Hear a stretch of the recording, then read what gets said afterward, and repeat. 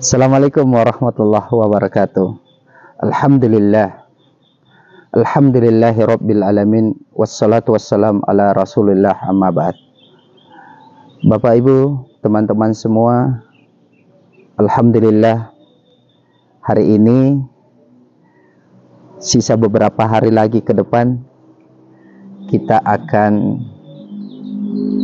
melaksanakan hari raya Idul Kurban atau Lebaran Haji. Bapak Ibu sekalian, ada tiga di bulan Zulhijjah ini, ada tiga cara untuk mendekatkan diri kita kepada Allah Subhanahu wa Ta'ala, di mana ketiga-tiganya memiliki esensi yang sama. Yang pertama adalah ada hamba-hamba Allah yang diundang langsung oleh Allah ke Bakkatul Mukarramah dan Madinatul Munawwarah, dalam hal ini melaksanakan ibadah haji, rukun Islam yang kelima, di mana haji puncaknya adalah Arafah. Al-Hajju Arafah, puncaknya haji ada pada momentum Arafah. Apa yang dilakukan oleh para jamaah haji ketika berada di Arafah adalah mereka berkontemplasi ke dalam diri, wukuf, berdiam diri, merenung, sekaligus untuk mengintrospeksi diri. Apa-apa yang membuatnya ia senantiasa jauh dari Allah Subhanahu wa Ta'ala. Sekaligus ia mengintrospeksi diri, mengoreksi ke dalam dirinya dosa-dosa apa yang telah ia lakukan semasa hidupnya. Oleh karena itu, ketika ia wukuf, dia memohon rahmat Allah, memohon ampunan Allah, sekaligus berjanji untuk senantiasa untuk tidak melakukan lagi hal-hal yang dilarang oleh Allah Subhanahu wa Ta'ala. Itulah sebabnya wukuf dia lakukan di hari ke-9 Zulhijjah. Dia wukuf di hari ke-9 Zulhijjah, kemudian dia berpindah tempat pada hari ke-10-nya di Aqabah.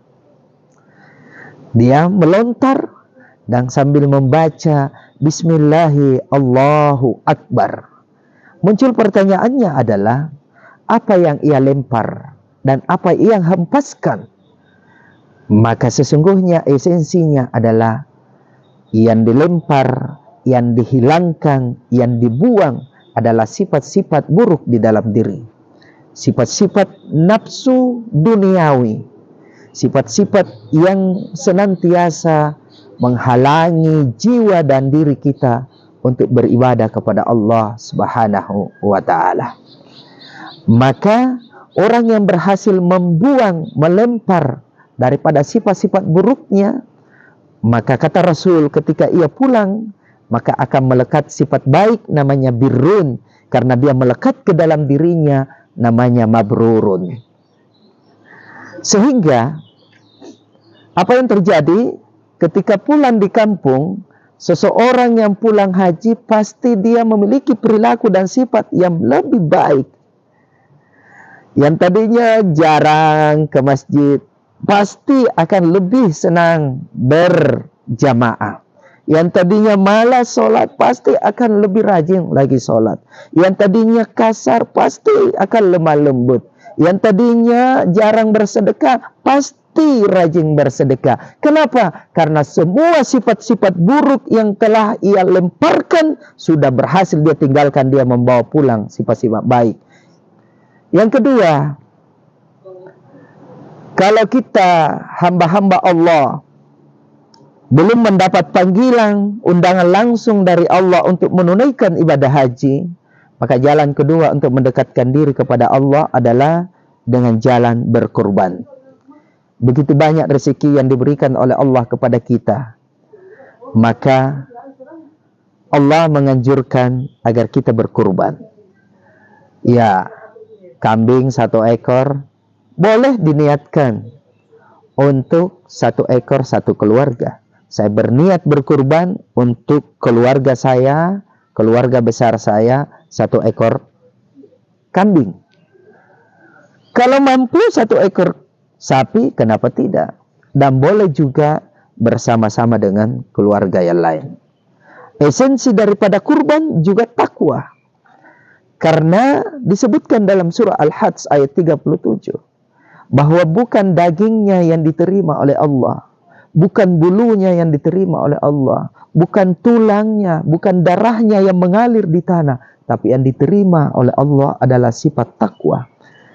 Ketika jamaah haji melontar, maka dia membaca Bismillahi Allahu Akbar. Dan pada saat itu dia membaca Inni wajahtu wajhiya lillazi fataras samawati wal ard hanifan muslima wa ma kana minal musyrikin. Inna salati wa nusuki wa mahyaya wa mamati lillahi rabbil alamin. Ya Allah, aku hadapkan wajahku. Pada hari ini aku berjanji untuk senantiasa mengikuti segala perintahmu. Aku berjanji ya Allah untuk senantiasa beribadah kepadamu. Dan hari ini saya serahkan diriku kepadamu. Wajahku, hidupku, dan matiku kuserahkan seluruhnya kepadamu ya Allah. Maka orang yang berkurban, ketika hewan kurban tersebut sudah mau disembelih, maka orang pun yang berkurban diwajibkan, disunnahkan untuk membaca Bismillahi Allahu Akbar. Dengan berniat dia senantiasa memotong, menyembelih sifat-sifat hewani yang ada di dalam diri. Sifat-sifat yang menghalangi dirinya untuk senantiasa berbuat kebaikan. Sifat-sifat yang menghalangi dirinya untuk senantiasa beribadah kepada Allah, dekat dengan Allah.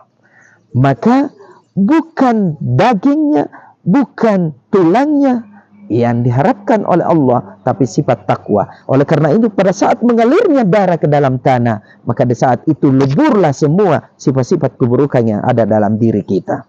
Maka kita pun seharusnya membaca Inni wajahtu wajhiya lillazi fataras samawati wal ard hanifan muslima wa ma kana minal musyrikin. Menghadapkan wajah kita menghadap kiblat, menyerahkan segala sesuatunya kepada Allah Subhanahu wa taala.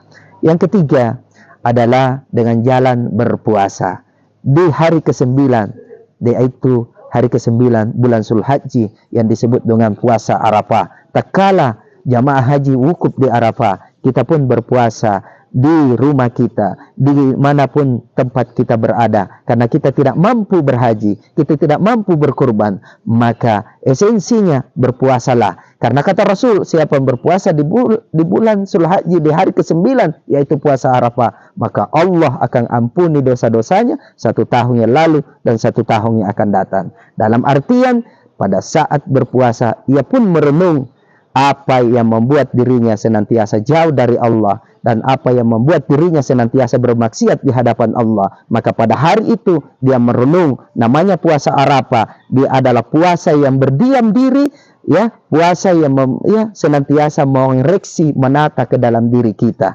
Maka guru saya berkata, ya, kalau jamaah haji bertawaf di Makkah, maka kita yang berpuasa di rumah kita, di tempat kita, ya, berdiam dirilah lalu bertawaflah ke dalam dirimu. Dengan jalan apa? Kenapa? Bertawaf dalam diri, menata dalam diri. Karena Rasulullah sallallahu alaihi wasallam bersabda, ya, qalbul mu'minin baitullah.